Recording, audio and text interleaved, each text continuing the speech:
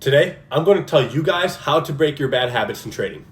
First off, every profitable trader had to go through a time where they were constantly losing and creating bad habits for themselves that they would later on have to endure and break.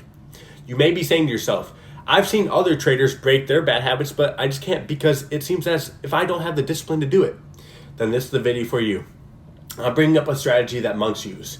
This strategy works 100% of the time for them, and I know that sounds crazy, but just give me a minute to explain. The monks do something very specific to break bad habits, and I'm going to teach you guys that today. We have to, first off, start by understanding how a habit forms. So say you engage in a behavior in the market and you got something positive from the outcome. Your brain releases dopamine, and that dopamine now reinforces whatever you just did and basically tells you to do it again. Now, how does this involve trading? Because, if you win a trade, you won, yay. No. If you take a trade that's against your rules and win, you're going to create a habitual problem of breaking your rules again, because that dopamine that released from that winning trade now made a habit for you that you probably don't even think you have. Over time, our brain changes and activates a completely different circuit, which is actually called the cannabinoid circuit. You may even notice this by when you do something repetitively, you don't get the same pleasure from it. For instance, placing a trade and winning, say $500 one day. That day you win $500, you're going to be so happy. Now say you do that again for another 7 days. On that 7th day, you're going to be like, oh, another $500. That's normal now. You're not going to have the same excitement from the first day, is what I'm getting at. Now, this is how you create bad habits as a trader, and in my opinion, why a mentor is so important to have. Say that $500 every day for a week works, but the next week you keep going back to do the same thing, it stopped working. Now you're like, okay, I'll just stop that strategy then. Nope. Your brain has already put that habit from that dopamine releasing week into an automatic mode. This behavioral reinforcement has moved into your habit circuitry that is governed by a completely different neurotransmitter, which are endocannabinoids. When placed here by the brain, you now formed a habit that you don't even have to think about to do. Now that we learned how a habit forms, let's dive into specifics of what a habit actually is. A habit is an unconscious behavior. For example, it's like biting your nails. You don't think about biting your nails. You just do it because it's an automatic behavior.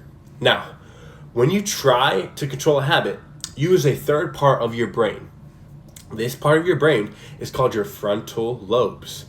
So when you go to bite your nail and you realize you're biting your nails, you stop by using your frontal lobes because of the control they have when active. Now, frontal lobes have capacities for certain habits, and I'll explain this. Now, our habits are formed through pleasure, right? So if I enjoy something and do it every day, it's going to become a habit. And the problems we run into is through trying to break that habit, you have no pleasure from doing so, no dopamine being released, and no reinforcement to actually stop that habit. So, in the end, you receive no present enjoyment from stopping that habit, which is why it is so difficult to stop. Now that all of that is understood, you may think, okay, so this guy is going to give me a way to receive enjoyment from breaking my habit, so it's easier, which we actually can't do, but I'm going to be telling you a secret trick that monks actually use, okay? So, what do monks do? Let's understand this. Monks break all of their bad habits, but it's not like they do a bunch of pleasurable stuff, right? So, that's not actually what they do. What they do is they recruit a completely third circuit that is actually related to the frontal lobes. So, what monks do is they're hyper aware of all of their actions. So all I do is become aware. Now, how does this help? Let's think about it. So remember, a habit is an unconscious action, right? So if you were aware all the time, you wouldn't have any habits because you're using a completely different part of your brain, and you're not even going to need willpower to control those habits. Now, what monks actually start with, they intentionally use their bad habits, but in full awareness. So say you have a bad habit in trading. This may sound weird, but go ahead. do that bad habit again, but do it with full awareness of what you are doing. So this includes the model, the outcome, and your prediction. Whatever awareness you can have from that bad habit, take from it. Now, when you take and you are fully aware of performing that bad habit, you are still using a completely different part of your brain. So this is what monks do. They don't restrain themselves from the bad habit. They use the habit in full awareness and learn everything about it. This is what chips away at that habit circuitry.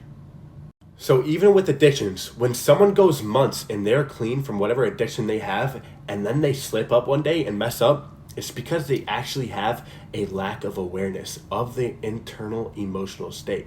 So with that habit, they're not aware. They're just trying to resist it.